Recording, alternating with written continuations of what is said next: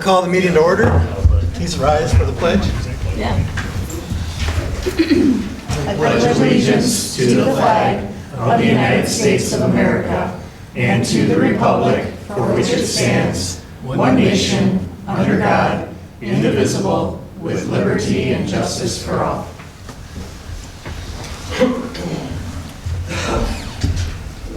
Roll call, please. Yes, Wonder Gem. Here. Hybor out. Steffes. Here.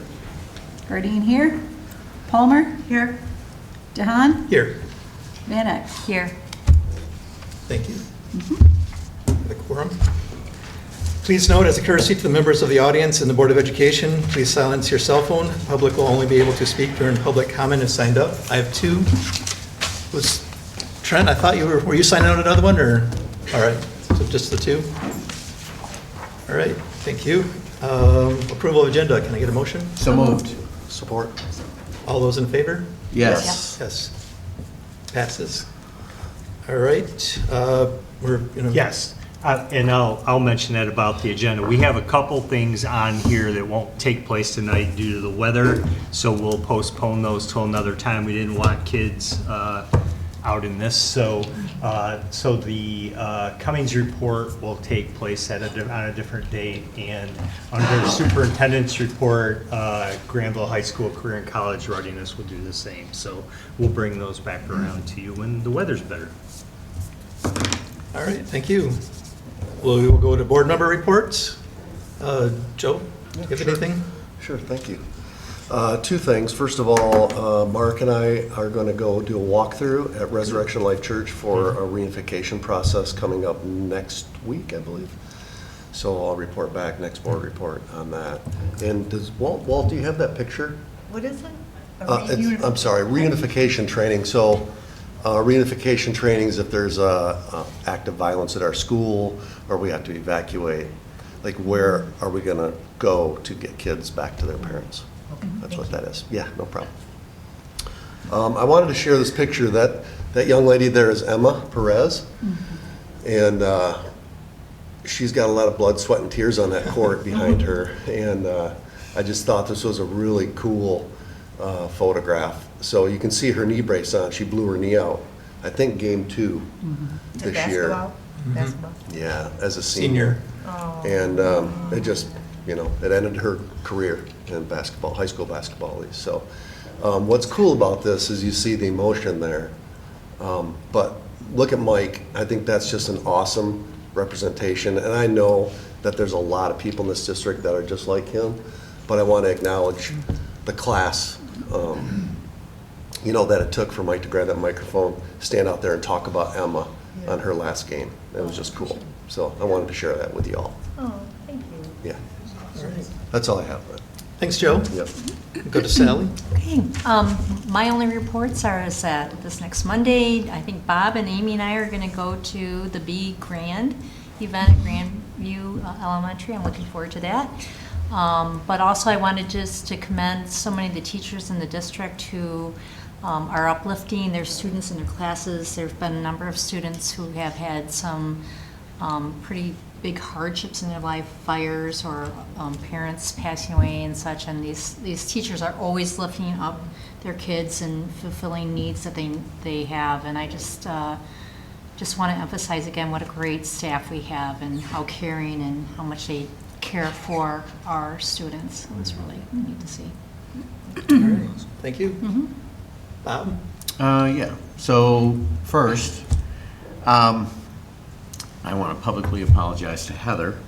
Apparently, and it did happen. I never noticed it, but I offended her with the discussion we had with regard to the GMB discussion and the RFP. So I never really know what I'm going to say. I try and keep it restrained, but I know she works very hard. Actually, if I were to grade, and this is the honest truth, if I were to grade since I've been on this board, our assistant soups of finance, she'd be at the top. I'd put Deb number 2, but you'd be at the top. So I apologize for that. The second thing, still tied to that, is I just want to reiterate why I was talking about that RFP. And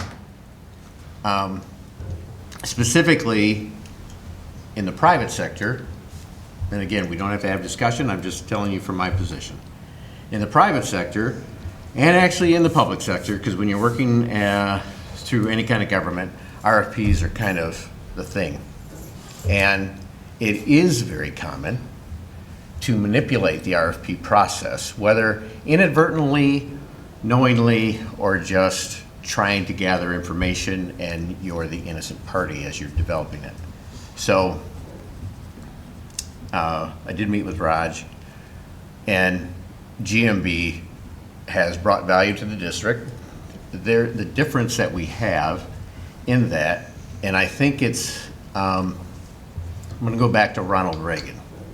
So Ronald Reagan used to say, trust but verify. So when we do construction projects, we already know what our limit in funding is. But what the board never seems to get is the back end. So if we say we're going to build a building for $40 million, and we authorize it, and we look at the bids, and we approve the bids, when it's all said and done, we never really know what was spent on that building. I've never known that.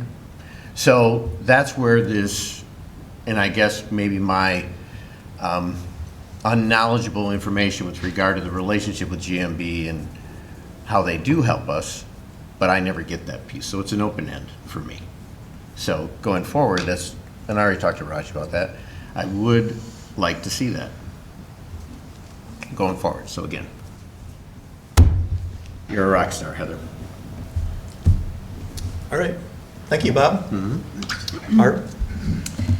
Just a couple things. I wanted to kind of bring attention to Mark Easterly. I know you've worked with him, and just really what he's doing for our schools looks really, really great. I mean, just even looking at where people are putting things and storing things, and tables and chairs are in the way of some of our fire extinguishers, and I can see how that could happen real quickly with not having maybe a lot of space, thinking this is, so I really appreciate the emails that have been coming from him to show safety, and that we're thinking even in that regard.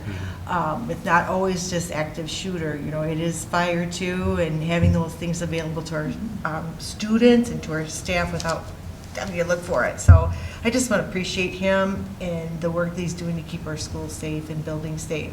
It's so important to me that happens, and even though this is just, hope they don't mind moving their chairs, but again, knowing that we need to have them open. It's just so important.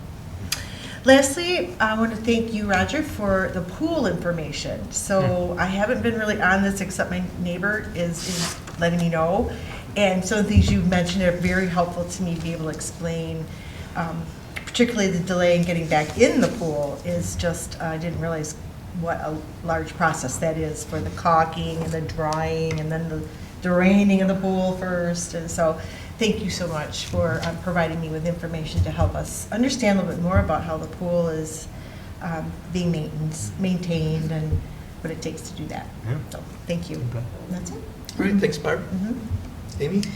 Yeah, I would like to invite people to go on February 8th. There is a Grand Rapids Symphonic concert, and it will be featuring one of our very own high school seniors, Lev Gregorian, who actually placed first in the state for one of the highest band honors. And so, if you can make it and see our music program, the students we produce, it's just really cool that he gets to be up on stage with the Grand Rapids Symphonic Orchestra. So that's one of the really cool things I'd like to celebrate.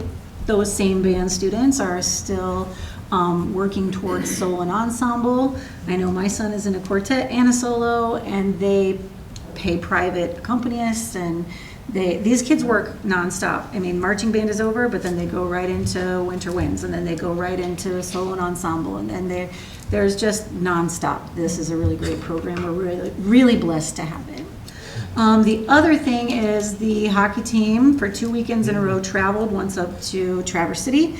And then this last time, they took an 8-hour and 15-minute trip, which was actually longer because they would stop and, move. And they went all the way up to Houghton, and they've just really improved so much over the last year. It's really cool to see. They did not beat the Gremlins, but they did beat the Jets. And last year they lost to both. First one pretty significantly, and this one was they're really tight games.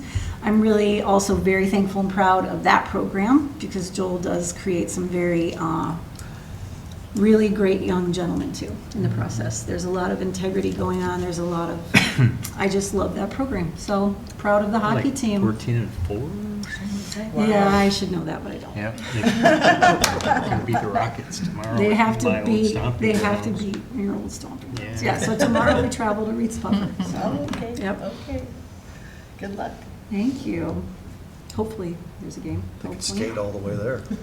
We could. Yeah. That'd be a good warm up, Joe. All right, Amy, is that it, Amy? That would be it. All right. Thanks. That's a lot. Thank you.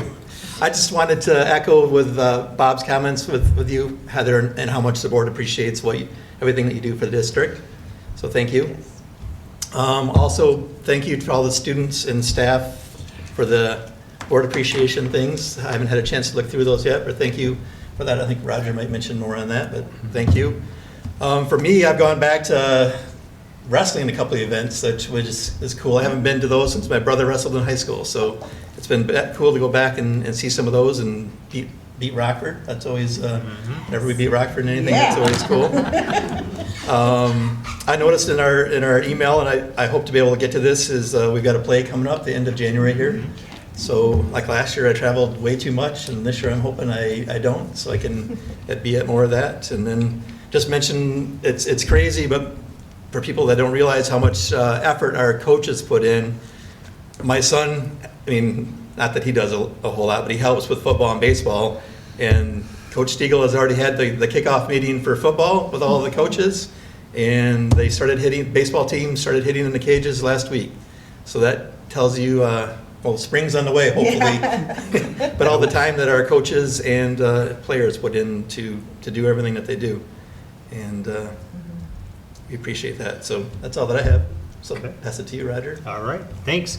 So as you know, January is Board Appreciation Month, and boy, do we appreciate all of you.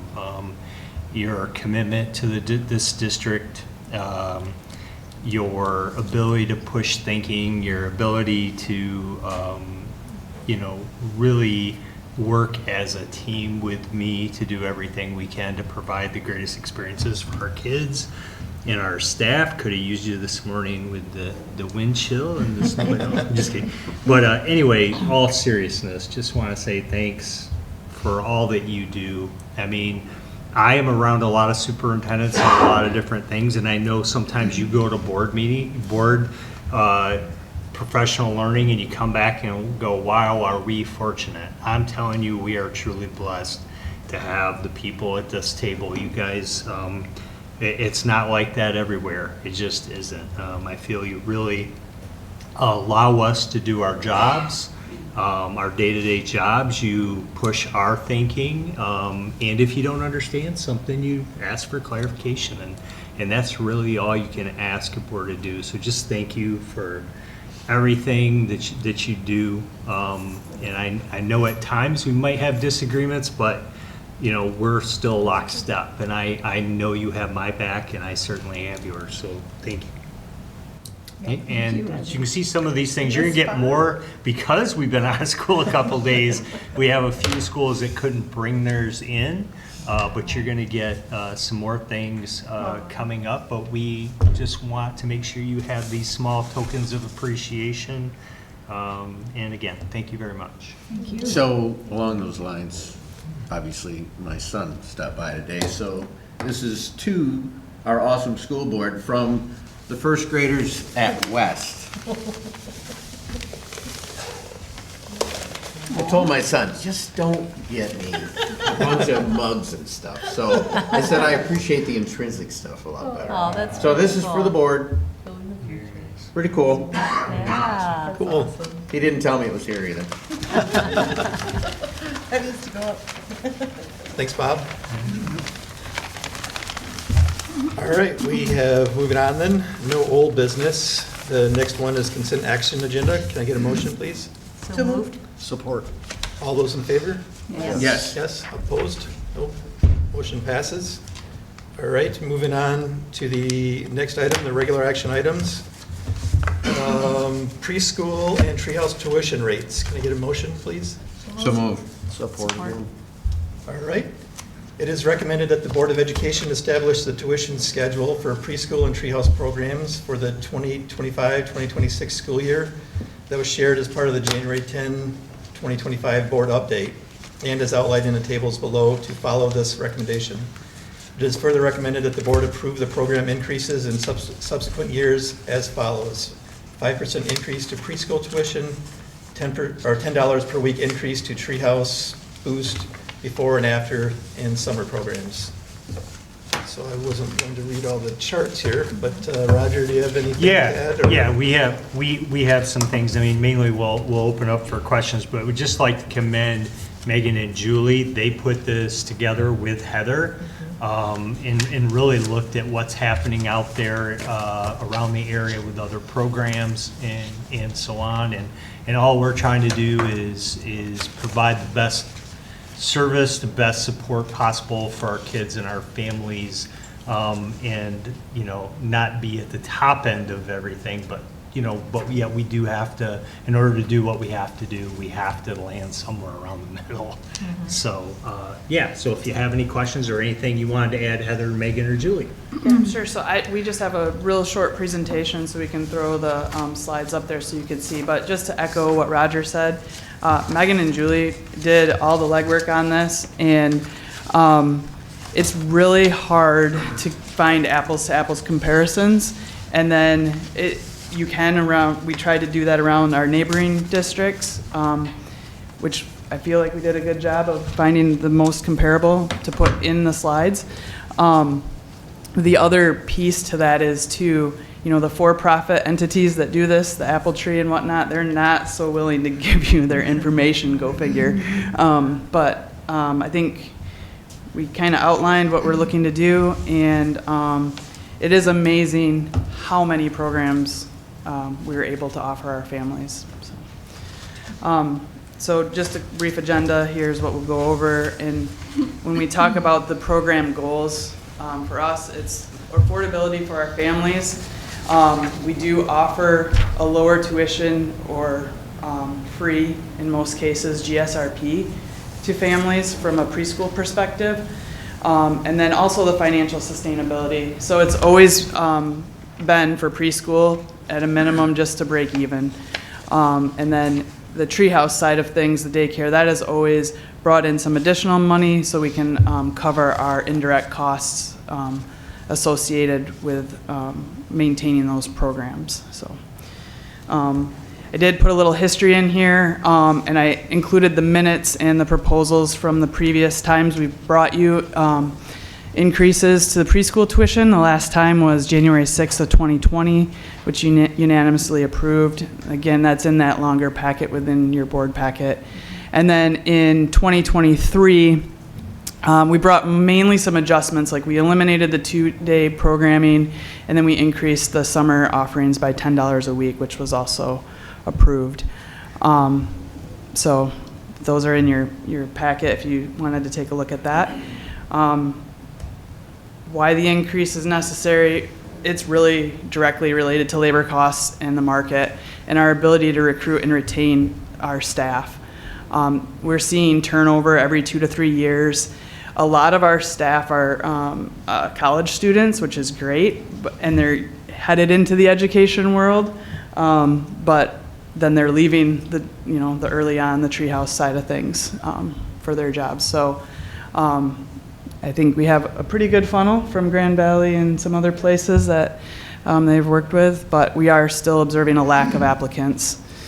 And then the ability to offer these programs, right, it really hinges on generating enough revenue to cover our expenses. So from here, I'll kind of turn it over to Megan and Julie, so they can go over the programming differences. But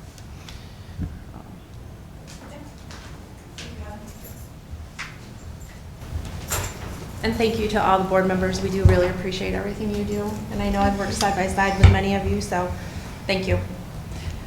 So to start out with the proposed preschool rates, currently we offer 3- and 4-day programming for 3- and 4-year-olds. So our current tuition rates range anywhere from $1,200 to $1,600. And we are looking to maintain that middle of the road tuition affordability to our community, and doing a 15% increase, which would range between $1,380 and $1,840. So currently this ranges, our current rate is about $12.50 per day. We're looking to just increase that 15% to range about $14.50.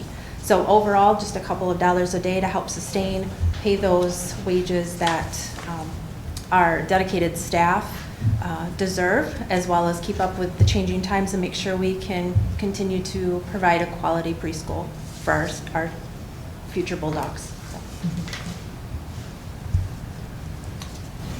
All right, and for those that I don't know, I'm Megan Strachey. I'm the director of Treehouse. And so Treehouse has lots of pieces, starting with the Treehouse Boost. We named that a couple years ago. This is what kind of, it's our wraparound service for our preschool families.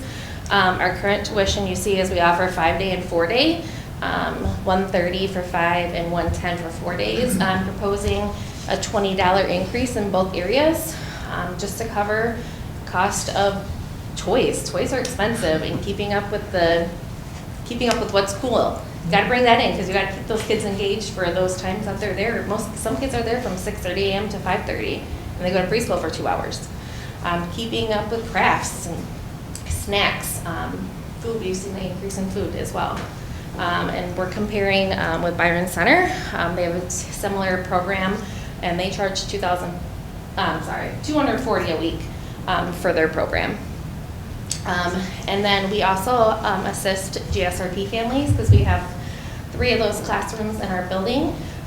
We give them a discounted rate because their time with us is shorter. Because our preschool program is 2.5 hours, so GSRP is 8:15 to 3:15.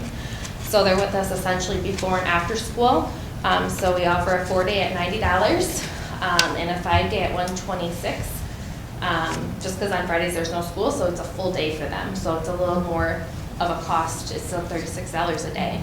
So we would just increase those by $10 to keep it still within a reasonable rate for our families that might not financially be able to pay for childcare. And we do work with DHS, and we work with Michigan Tri-Share. This is the first year I've done that, and so where the employer pays a portion, the employee pays a portion, and then the state pays a portion. So we do work with kind of any financial need, and like offering even like the student assistance fund if families are really hurting. And obviously we work with families if they come to us personally and say, I'm struggling. We're not going to deny them care. We're going to work with them on a payment plan.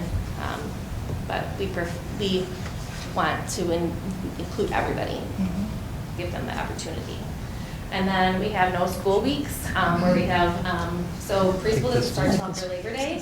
And so we have 2 weeks that we have just full days with wonderful 3- and 4-year-olds.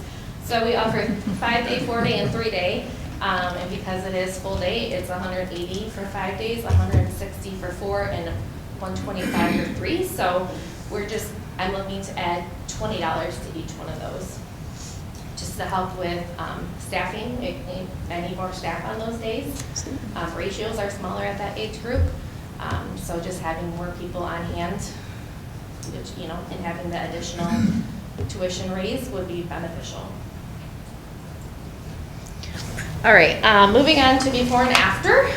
So this services are young kinder through 4th grade at elementary buildings in the district. So we kind of have a la carte, I want to call it, I guess, because we have a before and after. You have before and after as an option, 5 days, 4 days, and 3 days. We require that minimum of 3 days because of staffing. It's hard to plug in people that want 2 days and 3 days, so we just put it at 3 days as a minimum, and we actually have only 3 families that utilize that. 5 days is $100, essentially $20 a day, which means it's $10 in the morning and $10 after school. So I'm looking to increase that by $20 in both 5, 4, and 3 days. And our other comparable areas are Byron Center, which they charge $130 for 5 days before and after, and Hudsonville is $120, so we're kind of in the middle there. And similar with the 4 and 3 days. And I don't know, I know Hudsonville does early release days, so I'm not sure how that works with their before and after. So I think that's why their price is a little lower in some of it, because they charge an additional fee for those early release days. And then we offer before or after. So this is just for families that need one or the other. And it's $80 for 5, $70 for 4, and $65 for 3. And so I just put no change there. Just because we're very similar already to what Byron Center and Hudsonville have. So I didn't want to raise anything in that area. Before and after, our registration fee is currently $30 per child and then $50 for a family. I'm asking to raise that to $40 per child and $60 per family. Other districts charge $60 per family. Byron Center and Hudsonville charges $100 a kid for registration. And then snow days and no school days, all students that attend have like a daily max. So for example, if a student attends 5 days a week, Monday through Friday, they pay $100 for that week, and it's divided by 5, it's $20 a day. So we would add $30 to make that day $50 for them to attend. So it would increase the daily max up to 60, and the other districts nearby, Byron Center, Hudsonville, charge 55. On top of that is added on top of their current tuition. So that week it would be $130 for the tuition. And then half days. Currently, we don't have a fee for before and after if you attend. It's kind of like a little bonus that if you attend both before and after, you didn't pay to come on half days. And then we were seeing just a flux of people that are just dropping their kids off because it's kind of free. So, which is great. We love having kids there, but it just, to add that $15 to their weekly charge would be beneficial, just to because that's an extra 4 hours where we need staff on site. Using space, using supplies. A lot of our elementary buildings are really big into the perler beads. You would not believe how many perler beads I've bought this year. But so they're using things throughout that for additional hours on top of the 3 hours that they would be there after school. So it's just additional fee. And then before or after does have a current fee right now of $20, and we would just be increasing that by $10 to $30. And then my last one is summer. Our summer program has really grown over the last few years. I think my second summer here, we had under 100 families. Last year we had 133 families that attended. We are known for our field trips. We are known for, just the flexibility. So we have a 5-day option, a 4-day option, and a 3-day option, and this is for school-age children. So our current tuition for 5 days is $200. I'm asking to increase by 20. 4 days is $190 up to $210, and 3 days from $150 to $165. So that's a $15. It's a little different. Just it made more sense based on the numbers from the other districts. We didn't really want to be higher than them in that area. For Byron Center is $240 for a week, and Hudsonville is $235. And then we also have a registration fee for this program as well, because our school year program and our summer program are completely 2 different programs. They're 2 different sessions. It's usually we have a week between each program, and so we just flip the program, and it's from school year to fall, up to summer, and themed weeks, field trips, and all that stuff. So our registration is currently $30 a person, $50 per family. We're asking to still keep that, but we're asking to add a field trip fee. Field trips have gone up over the last, I've been doing house for 3 years. I I have seen it increase and increase and increase. We don't want to have to take away field trips, because that's kind of what we're known for. We're known for going and exploring things that some of our families might not be able to do out on their own with their parents. And we took 90 kids on field trips last year, and we brought in home field trips for 3 and 4-year-olds, because you can imagine busing 3 and 4-year-olds would not be that fun. So we bring in programs, we did a foam party last year with bubbles on the playground, and I've never seen so many 3 and 4-year-olds have so much fun. We did it for the older kids as well. We did cone ice, we did ice cream, we bring in some science clubs that do like a science show for the littles so that they still get to experience field trips. But we do leave, we go off-site with our older kids, and we tend to be gone from like 8:30 to 3:30. And so we utilize that time, and we do utilize free places like the zoo. But we also like to give them other experiences, like, where did we go? I know one year they went to a Whitecaps game before I came. I know that we're gonna try to do swimming this year, just because we have some male employees that worked for me last summer, and that's easier to go to a pool when you have males that can supervise the men's room and, the females. So we're hoping to do swimming this year. And so just the first year, I think we did 3 field trips a week. One of those being a park or a splash pad in the middle of the week. We've kind of gotten down to 2 a week, just because by the end of the 8th week, kids are dragging because you have to get in there earlier. And so we started to see a lot of kids exhausted by the end of summer with just arriving earlier for the bus. But so we try to do 2, and then every other week we do a 3rd one, like a splash pad or a park, which typically the younger kids like. So that $100 would go towards paying for all those field trips. Last year, I think we paid $17,000 for field trips. And if we charged 100 families $100, that would take care of a lot of our budget for field trips, and that might give us the opportunity to do a couple more things that we would like to do with our kids, but also it allowed me to have more staff to go on those field trips, and being fully staffed while off-site. And then I think Byron Center, they include their field trip fee in their tuition. So their $240 includes their field trip, so they have like $5 a week that gets added there. So if we were to break the $100 down for the 9 weeks that we're open, that's not very much per week. But to collect it up front, it just makes it easier when we're paying up front. I mean, we start paying for field trips next month, February. We start booking our stuff. So just having that just would really utilize giving them a better adventure, having the staff to support while we're off-site as well. Any questions? I'm going to tell you, this was an incredible presentation and proposal. It was, you justified it so simply. Plus, I also like color, so you did that really well. But thank you for the work you put into this, because you've justified. Tons of information, for sure. Yes. And the comparisons are awesome to have that, because you always wonder, how would we compare to other districts? Yeah, and it was definitely harder to get like the private places like Apple Tree, like they locked that stuff down, and I didn't pretend to be a parent. But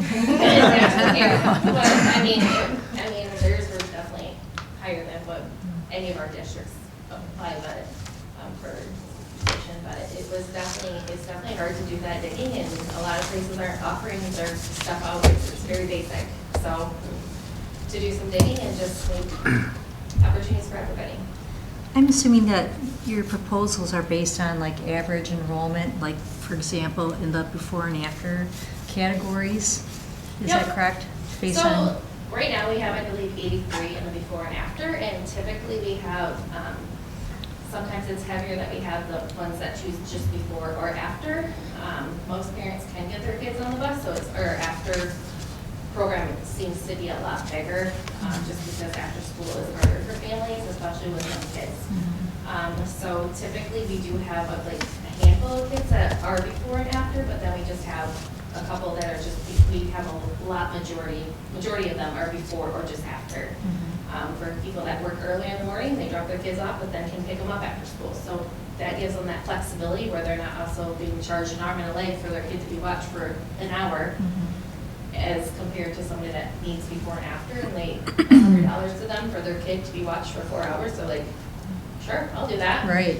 You keep, and we're open till 6, so people Yeah. have that flexibility. My only question was on the half days, is $15 enough? Do you have enough, is that going to? I think based on all the information I've collected, we don't have a ton of those families that come for that. Okay. So typically, like, our morning kids sometimes just get picked up after school. But that's something that could be watched over time, and if we're like, hey, this is increasing, so maybe we need to talk about increasing this more. Okay. Good. Thank you. Do you see this increase in the salaries of your staff that you'll be hiring? Yes. I would like to increase the salaries of my staff. My staff work extremely hard. I do have a lot of college students, so I work with them for a couple of years, and then they go and do their career, and some of them end up working in Grandville, which is great. But then I have my longtime people that have been here probably as old as I am. So I have people that, obviously, everybody deserves a little bit more money, and obviously, education, there's not a lot. So a lot of people have their heart in this, and the money's not a big deal, but to give them a little bit more, to make them feel appreciated for all the hard work they do. I mean, they're keeping a human alive all day, especially our 3- and 4-year-olds. Those teachers have amazing hearts, but just raising their rates would help to be able to give that to my employees. I totally support that. I'm not questioning. I'm glad to hear that part of this increase will help you in that amount you're able to pay our great staff. Yeah, and I mean, just like hiring's hard in general already. Mm-hmm. You can go to McDonald's for $17. I mean, but you get people that are happy and mad about their meals, whereas you work in childcare, you get to hang out with kids all day that tell you the silliest things, and it just throws your heart, you know. And so just giving them that extra couple dollars, especially when people that have been employed for 30 years, making $16, whereas a new person comes in at 15, like, that's heartbreaking. And just to value them, I know they would appreciate it a lot. Well, having had family and friends who've had kids in your programs, it's been an outstanding program. I'm a former preschool teacher as well, and so I've appreciated all you've done.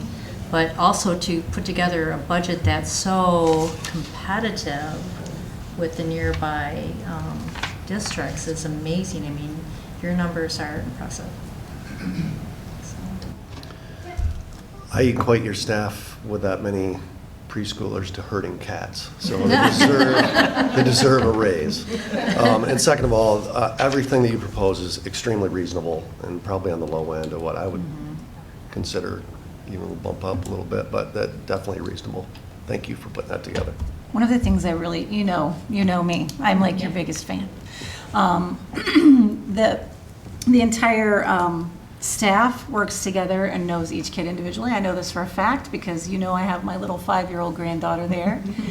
And we've been through some stuff, right? And so I would say that one of the things that I'm super impressed with in this particular program is not only your heart for these kids, but also the fact that you're also working with GSRP and sometimes for free to monitor that as leadership. And so I'm extremely grateful for the dedication that you have. And I know you're like, oh, we get to hear all these great things from these kids. It is also remarkably exhausting. And so I am always amazed at how much you try to steward that for a lot of people who are struggling. Child care is insanely expensive, insanely expensive. And so I love that you did give us that comparison when you had first talked about, like, we're going to look at these other districts. So smart. And still, your summer programs are lovely. You forgot about the bunnies that you brought in. So, I mean, it's been really heartwarming because it's lovely to be with kids. It's also hard all day. And you're great stewards for so many families. And I think it is so cool to have families that say they started off in Miss Heidi's preschool and they're graduating as seniors, right? I only have one child that's even started in kindergarten through here, so my granddaughter will be my first. And she wears those bulldog sweatshirts with pride. She's like, I'm a bulldog. I'm like, okay, good. So, thank you.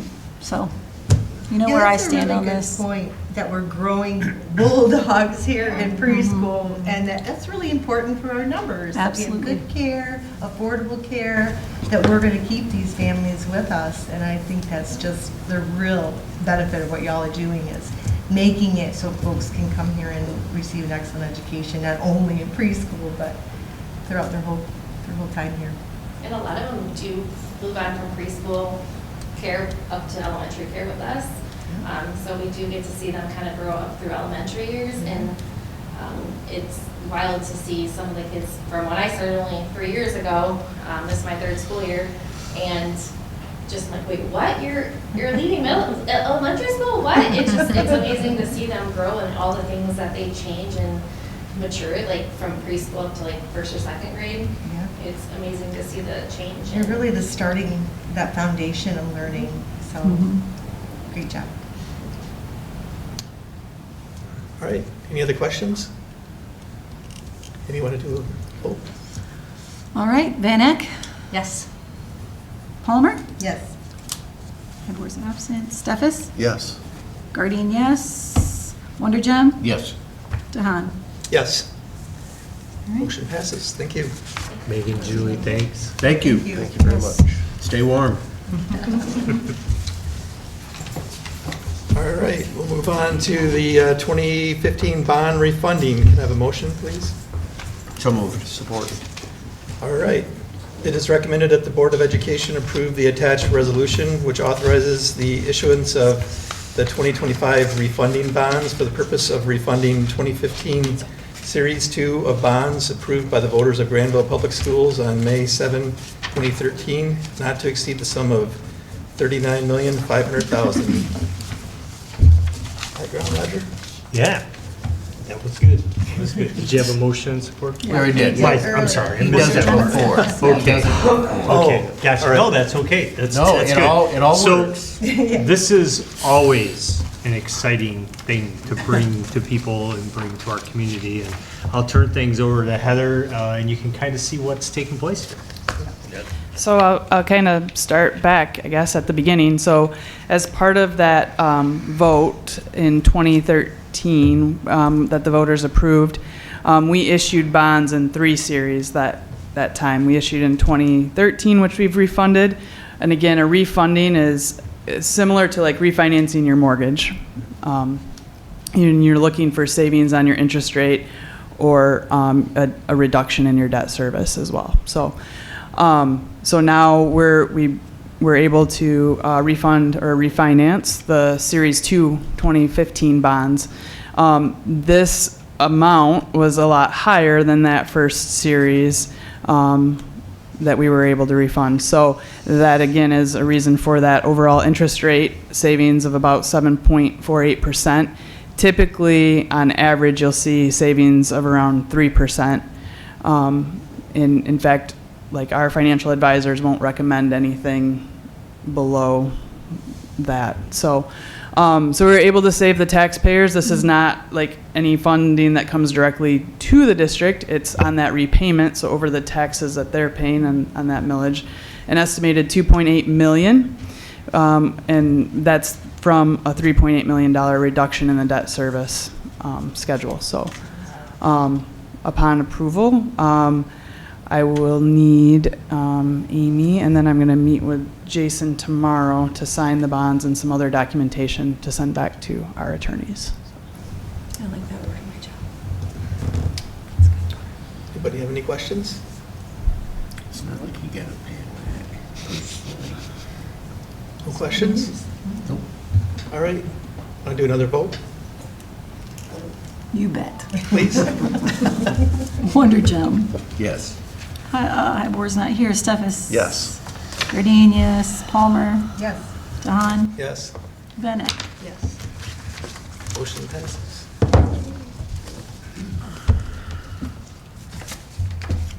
I'll do the motion after I read it this time. Do either. You can do whatever you want, it still works. It works. All We're right. not gonna criticize. Troon Board Policy Reading 2 and approval. It is recommended that the Board of Education approve the Troon Board Policy updates as presented and reviewed during the 1/6/25 board meeting. Upon adoption, these policies will replace and/or update the current policies. Get a motion, please? So moved. Ooh, support. All Okay. right. So as you know, we brought revisions to you for a first reading, and you had those ahead of time to review. We've had some time go by between the last reading and now. So bringing these back to you and the review that John provided for you as well, an overview of those changes, and we hope to have that second reading and any questions you might have taken care of so that we can approve this. So turn things over to John and take it away.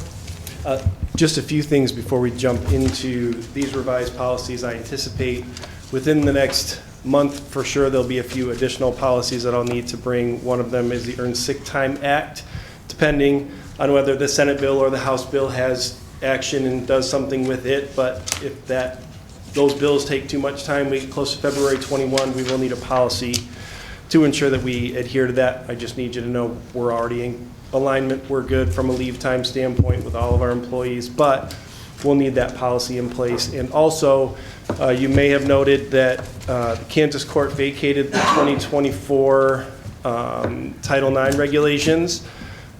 Why it was important for us to hang on to those 2020 board policy regulations.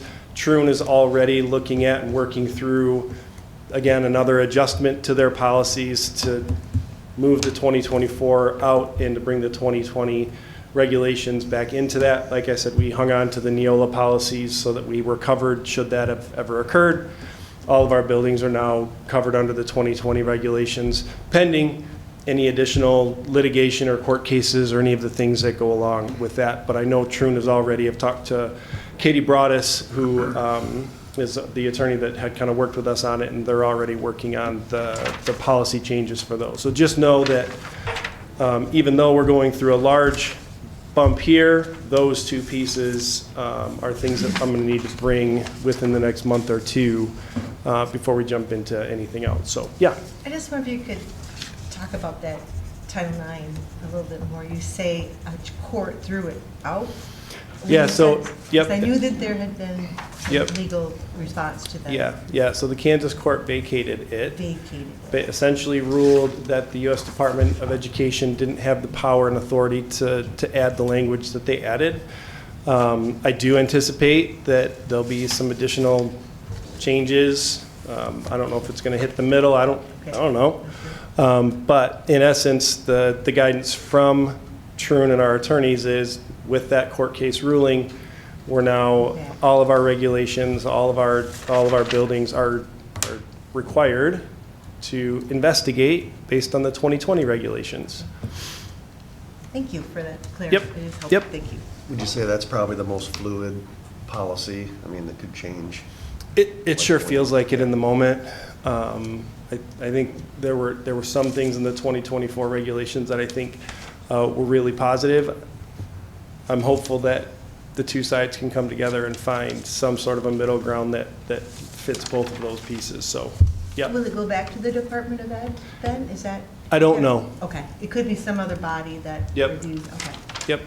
Thank you. And I think just to go back to what we said when legally we passed that Title IX policy, it really doesn't change Right. what we do either way. Right. So when this changed back, our process is still our process. I mean, there are some things in there that probably helped with the efficiency of process, but how we investigate is really, I mean, it's nothing that we have to look at and go, oh man, we've got to make major changes. And it wasn't when we passed it, No. because legally it was a legal document, we had to pass it. And now that it's not there, it doesn't change again. So Okay. either Thank way. you. Anyway, before we jumped into the other policies, just wanted to make sure that, based on recent events, I brought those things to your attention. What questions do you have on the policies Can I- that we brought forward? Can I jump forward to 3402? Yeah. The drills and plans. Jumping on board to what you were saying earlier, Barb, Mark Easterly has done a great job with letting people know where stuff is and et cetera. You'll notice the highlighted portion there, that all the coaches have to be certified in CPR and AED. I'm sure Yep. they probably usually do anyway, but Yep. they have to know the locations of the AEDs, which is, that's a big deal to know where Yep. those are at. Yep. The next part down, those C drinking water management plan, Yeah. do we have one? Yeah. Sweet. Yep. Fred and his team have already been integral in working through adding out, making sure the drinking water that we have is appropriate, testing all of those things and working on that plan. Yes. So we have a due date. What's that? We have a due date. That's my only question on that. By Yeah. January 2025, it's ending. Yep. Does the board have to approve that plan? If it's in line with our Filter First grant, and I can correct me if Yep. I'm wrong, it's actually approved by Eagle. Okay. And then we have to post it after that. I mean, we're in the process, we've been approved for the grant. We're in the process of updating those areas that we You just threw me for a loop when I said the board will develop. Right. And I'm like, Correct. "Ooh, it's already January." That's why I'm asking the Yeah. question. Yeah. Understood. That always slides this way and this way. I gotcha. I understand. It's strewn. We're still kind of, Yeah, understood. feeling it out. Yep. Just on that one, we don't have any buildings where you can't drink the water in the building, do we? We do not have any buildings Because where. Riverbend we was can't- like that. Riverbend was like that, yes. Yep. All right. Years ago, when I started, I had a lead assessment done of all of our buildings by Eagle, and that there was the original development of our drinking water management plan. And any fixture that tested hot, we've replaced. So technically, right now, we are lead-free. Yeah. But Nice. the Good. state is still making us go through and add filtered water stations to the building, every building per 100 students. Yep. I get that. Yeah. And I watched Fred knock a hole in a wall to recreate a filtered water drink or a fountain at the high school this summer. It was a giant hole. Was it, wait a minute, was it a necessary hole? 100%. Okay, Yes. just a question. 100%. You never told us that. And then I just wanted to just make a comment on the backside of that page. As far as the reporting, mandatory reporting, I see Mark sent something out. He also shared that with every district safety security personnel and said, please use this as you will. Yeah. And we did. Yep, perfect. So to say that he is valued is an understatement. That guy he's on it. So just a quick little reminder to who's a mandatory reporter, who's not, how to do it, what happens, what your responsibilities are. It's pretty awesome. Yeah. So It's incredible. anyway, that's all I have. Yeah, thank you. Thanks, John. Other questions you have on the policies? 2405, John. Yeah. I'm going to keep them in order for you. Okay. Item D, board vacancies. Yeah, So I'm confused on 2 and 3. okay, So for 2, makes sense. We Yeah. got rid of treasurer, but then we crossed everything out of 3. And then if the office of treasurer becomes vacant, the board will promptly elect. Why not get rid of 3 and say vice president or secretary, or unredline the board treasurer? And then Yeah. just make it simpler. right. I think that the effort that they were trying to do there was to make it more simple based on the language that was there, because they had president or secretary or treasurer, and then the next one down was secretary or treasurer, didn't have the vice president piece. I think what they were trying to do was pull the treasurer piece out of that. It doesn't make sense to me. Can you just ask them about that? Because Sure. 3 seems unnecessary. I thought If you the were to same bring the thing. treasurer into that paragraph. Yep. Because it's the same, what does the board have to do for this policy? Right, yeah. Okay, thank you. Um,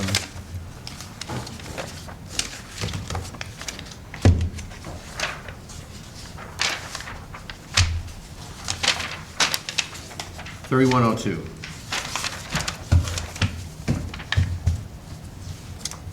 I was doing this while I was watching television, so I gotta. Okay. This is item 2 on the second page for Okay. C. It says the district prohibits the sale of possession, okay. The superintendent or designee will consider exemptions to this prohibition.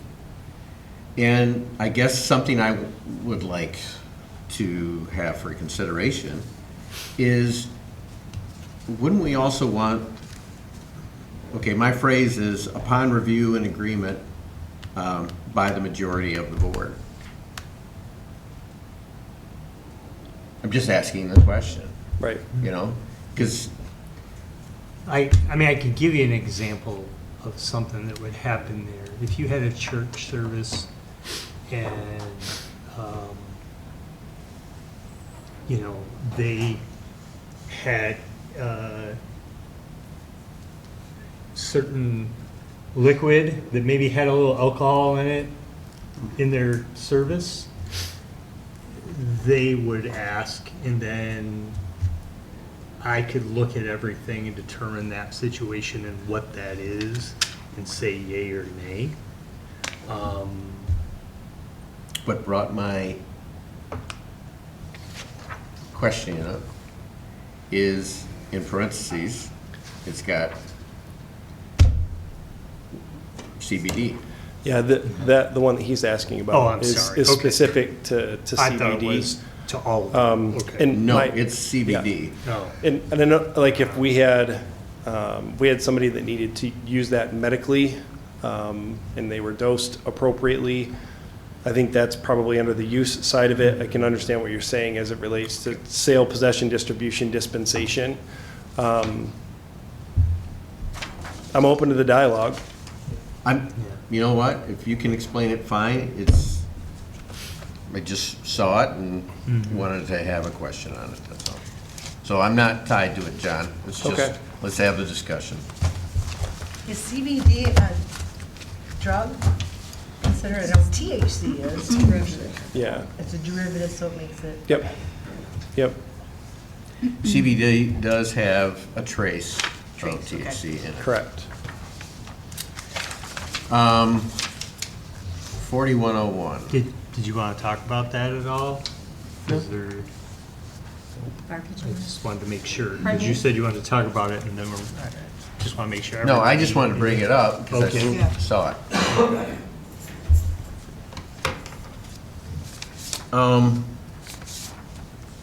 You said 4101, Bob? 4101, Jen. Okay.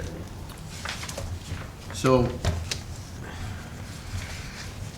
unlawful discrimination unless unlawful harassment and retaliation.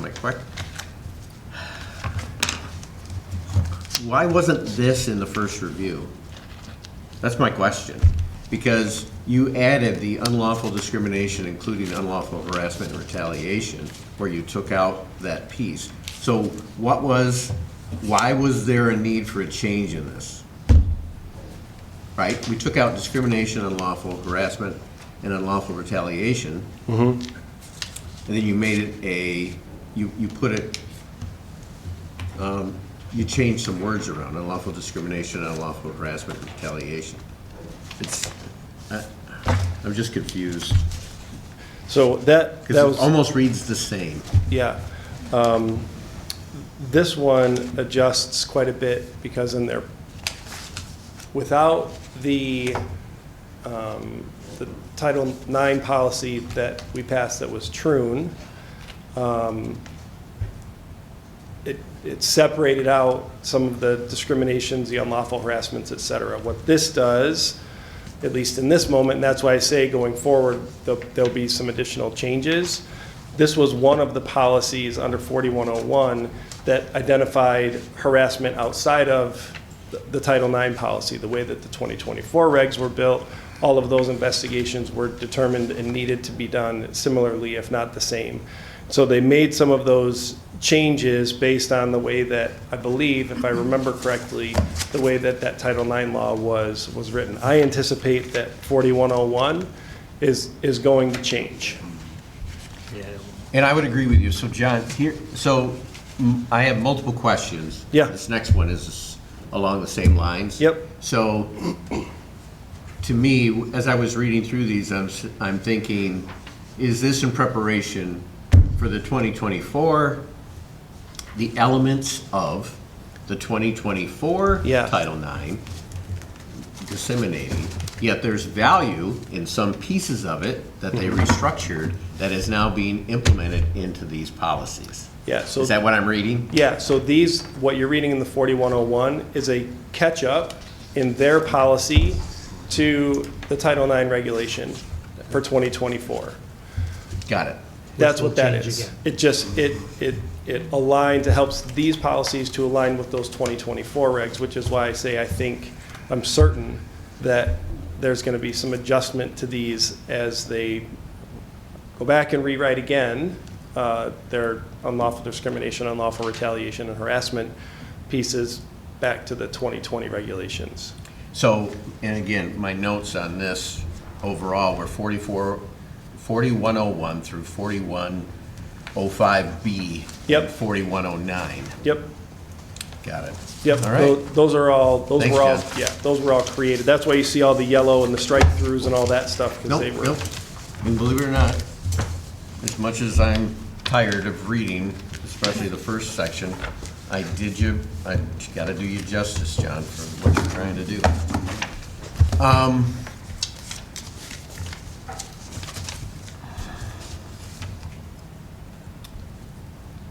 4209. Okay, So my question is, what's the purpose of removing the action process? Because it's all gone now. It basically says we're not going to do it. But it appeared to me that the paragraph that's disappearing is the purpose of it. I'm trying to understand it, John. Is that MCL number part of what that process would be, John? yeah, I would Is have. that why that's highlighted? Is that maybe new? I'd have to understand what, because if you look at the legal authority, they struck through 38-1507, 388-1766, and 1766A. So I would have to look. I don't remember if it detailed it in here. Let me look. And while you're doing that, John. Oh, so if you look in this part of it, it says that it was updated to reflect a repeal of a law that prohibited certain district officials, board members, and district employees from referring a student for an abortion or assisting a student with obtaining an abortion. The policy is now optional. The discipline appeal procedure specified in the repealed law has been removed from the policy. So the procedure that was there was part of the law that was repealed, and so they took it out of the policy. And when I read these, I used, this was great. Yep, Because yeah, that was really helpful to my me too. guide. Yep. Awesome. But I didn't keep them in tandem. Okay, John.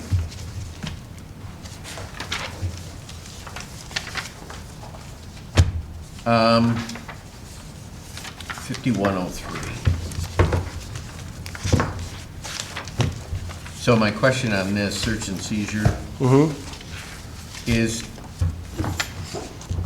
this also influenced by Title IX? Any changes? No, It's not? Okay. There's just a question. Almost done. 5206B, student discipline.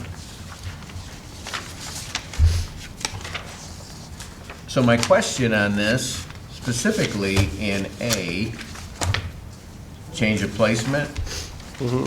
Can you define for me the difference between suspend and remove? catching up to you, Bob. Sorry. You're all right. I just didn't have it marked. 5206. B.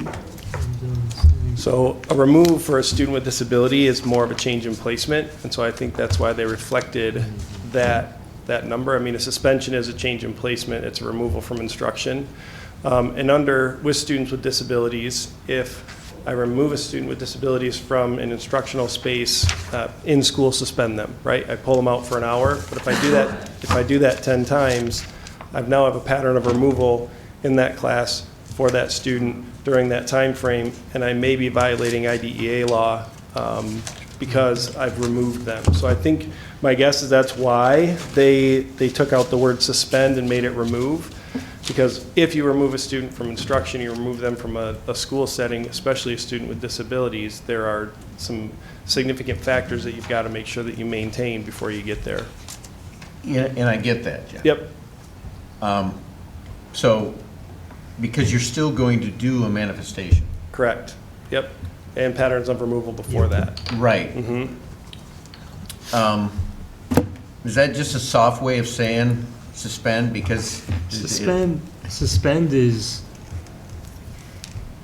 I think people look at suspend differently. I mean, suspend could mean they are removed from school. It could mean they're in school.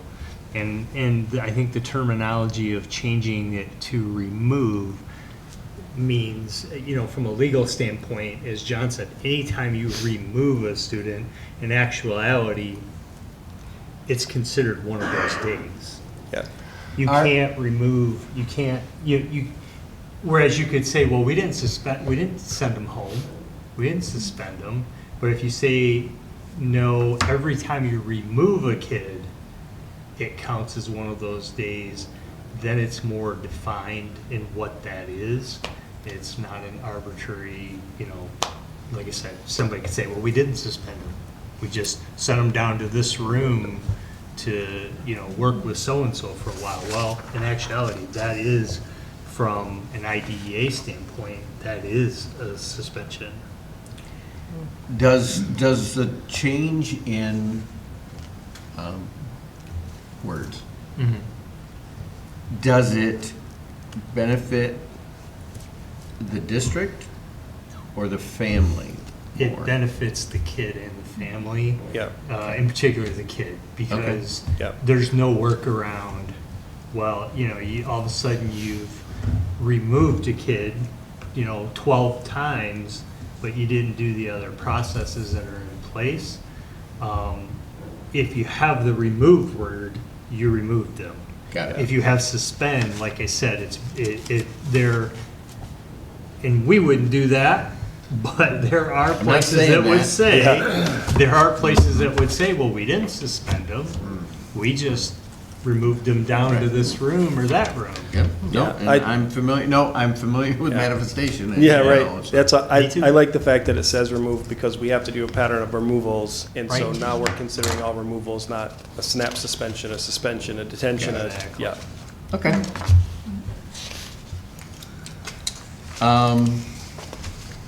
5306.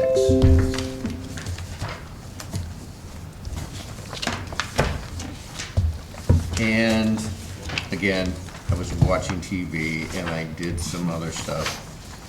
My question here is,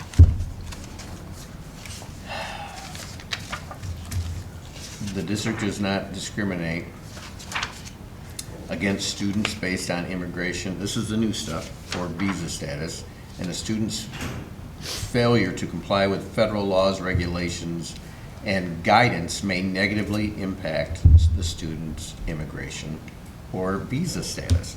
So, and I wrote this down and my brain isn't functioning right now to be able to tell you why, but there's a 1985 ruling of U.S., a ruling, I think it is U.S. versus, or something, the Department of Ed rule. There's an Department of Ed rule on immigration status. And if they're considered an illegal immigrant, then they're not entitled to services. Am I right with that? No. So the court case. Educate me. The court case that was in Texas. It's interesting. I was in a meeting today, and we were talking about immigration status. The court case in Texas in the 80s indicated that if a parent comes in illegally, the child still has a right to an education because they're here because their parents brought them here. So in terms of enrollment and being a part of school, they're able to be a part of school, they're protected by FERPA, all of those things. That second part where it says if the student, so I'm assuming that we're not talking about an elementary student, but maybe a student that's in high school, fails to comply with federal laws, regulations, and guidance, what I think that that's telling us is that it changes their protections under FERPA. Okay. Those two sentences confuse me. I understand.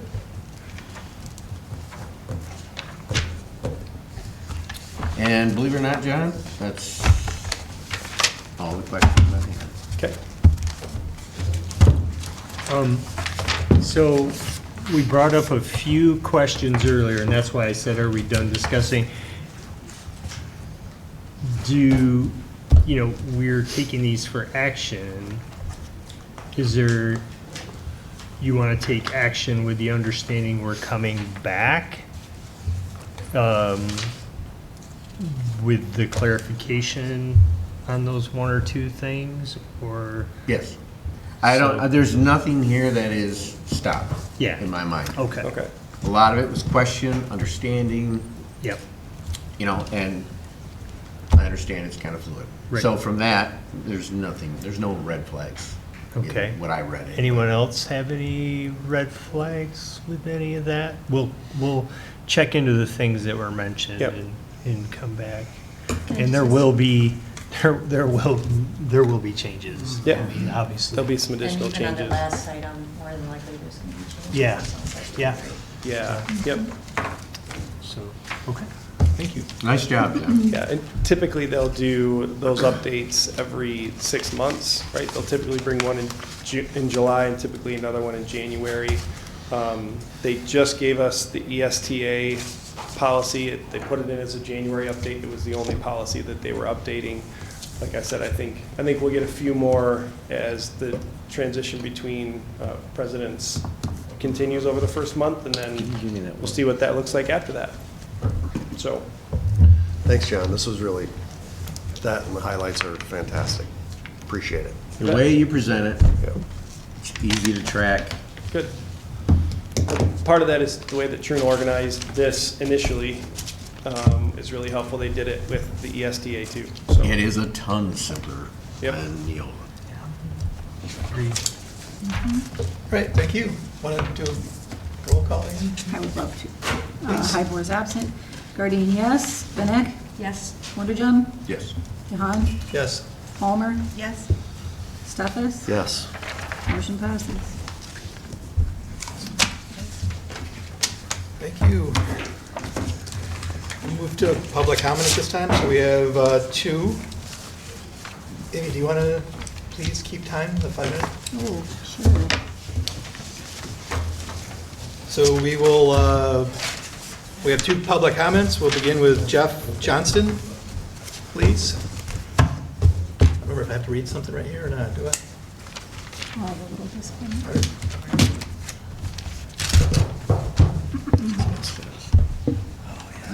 Yep, reminder, you have 5 minutes, and Amy will give you a 1 minute notice.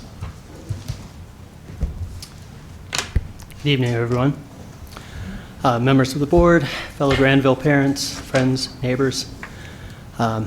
First of all, I want to take note of the switch from popcorn puns to chewing gum puns here. Enjoying that. And I also want to say I did not realize when I was coming here tonight that this was part of Board Appreciation Month. So I commend you all for your service on this board. It's a real commitment to our community, and I appreciate what you're doing for us. So thank you for that.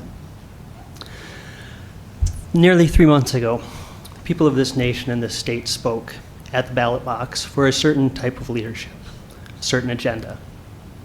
And people in groups that support that agenda no doubt will show up at this microphone and call for this body to go along. They might claim a mandate, they might claim moral justification. But I want to point out that in that same election, voters here in our community, in this district, voting for this board, spoke just as clearly. They decisively elected two candidates who not only promised skilled and thoughtful leadership, but who campaigned openly and clearly on a message of support and compassion for every student. The outcome of that school board election reflects our community values and ought to be respected. These values, as I have said before, are also reflected in the mission, strategic plan, and beliefs affirmed by our district and declared on the wall of this chamber. Excuse me. And there's a disconnect here that I see between these stated values and an agenda that I feel is steeped in discrimination, devaluing, and disrespect. And even if this agenda is endorsed by and handed down from the highest levels of our government, that does not make it right or honorable. Just yesterday, we celebrated a holiday dedicated to the life and example of the Reverend Martin Luther King Jr., who believed that people have a moral responsibility to obey just laws and the same moral responsibility to disobey unjust laws. But what constitutes an unjust law? In Dr. King's view, an unjust law is something that a majority group creates for a minority group to follow, with no burden imposed on the majority. He also provided this example of unjust laws, grounded in his era, noting that everything the Nazis did in 1930s Germany was legal, while everything the anti-communist freedom fighters did in Hungary in the 1950s was illegal. Unjust laws, Dr. King said, degrade our humanity and are out of harmony with moral law. And it wasn't just empty talk for him. As I think we all know, he famously wrote about that in a letter from a jail cell. Now, I've referred to those who support the new presidential administration's anti-LGBTQ stance as having an agenda. To be fair, that can be said of almost anyone who comes before this board. My agenda tonight is to speak up for the values on that wall and against the advance of unjust laws or orders. The people of our community knew what was at stake in November when they chose the makeup of this board. They chose compassion. And I ask all of you, each of you, to make this same choice at every opportunity in the weeks, months, and years to come. Why? For the best reason of all, for every student. Thank you. Thank you.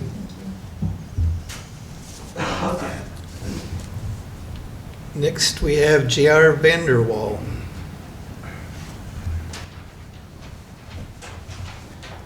Hello, folks. J.R. Vanderwall, 3585 Earl Avenue, Southwest. Normally, I don't just read, but given my time limit, I don't want to go off on tangents or get emotional in this, so buckle in. Good evening, school board members and administration. The purpose of me speaking during public comment is to bring attention to the aquatics facilities in our district. Being leaders in our community, I assume you have the full, detailed history of both the confusing and irrational original high school design of the pool, the age of the Oakstown pool, and more urgently, the consistent mechanical issues with our pools, both of them. If you do not, I'd be happy to share what knowledge I have or connect you with aquatic staff, community ed personnel, or affected student athletes another time. You may or may not know, but I also serve on the GPS Facilities Committee, and I recognize that the pool is and has been an issue on the radar of that committee. I am urging that conversation to start back up with intent and purpose and work towards a potential solution. A new pool was proposed in 2019, and the bond unfortunately failed narrowly. The facilities are continuing to have issues and cause frequent and mass interruption, both to the student athletes and public programming as well. High school, middle school, and age group swim and dive and water polo teams are constantly having practices and competitions disrupted, canceled, or moved to other facilities. While we're lucky to have two pools in our district, they both are being looked at as the old, failing, and expensive vehicle that you just can't replace. While we're also fortunate to be able to lean on other neighboring districts like Jenison, Hudsonville, and Byron Center to share pool time with us, That brings its own significant and unique challenges as well. My point is straightforward. We need to resurrect and resume the conversation about a new aquatics facility. This time, however, the conversations need to have multiple partners at the table, as I and others will be enthusiastically championing efforts to get others involved. I'm asking for your support. Support us as parents of aquatic athletes that want more for what they deserve. Support us as community members that would also utilize a new facility. Support Grandville Public Schools that our pools would not be seen as the worst in the OK Red or the whole region in general. But most importantly, support and encourage relationships that are going to be built with other entities like the City of Grandville, the mall, the YMCA, potential private investors, or other school districts in general. This is no longer the pool people complaining about what's wrong, but rather let us help, let us support, and let us be a part of this journey. We appreciate you serving our community. We are lucky to have such great leaders that care passionately about the best interest for so many. Thank you for your time, and I'm sure if you'd like to connect with me individually on this, you know how to reach me. Thank you. Thank you. All right. The next board meeting of the next meeting of the Grandville Board of Education will be Monday, February 3, 2025 at 7 p.m. at the Administration Building. This meeting is adjourned.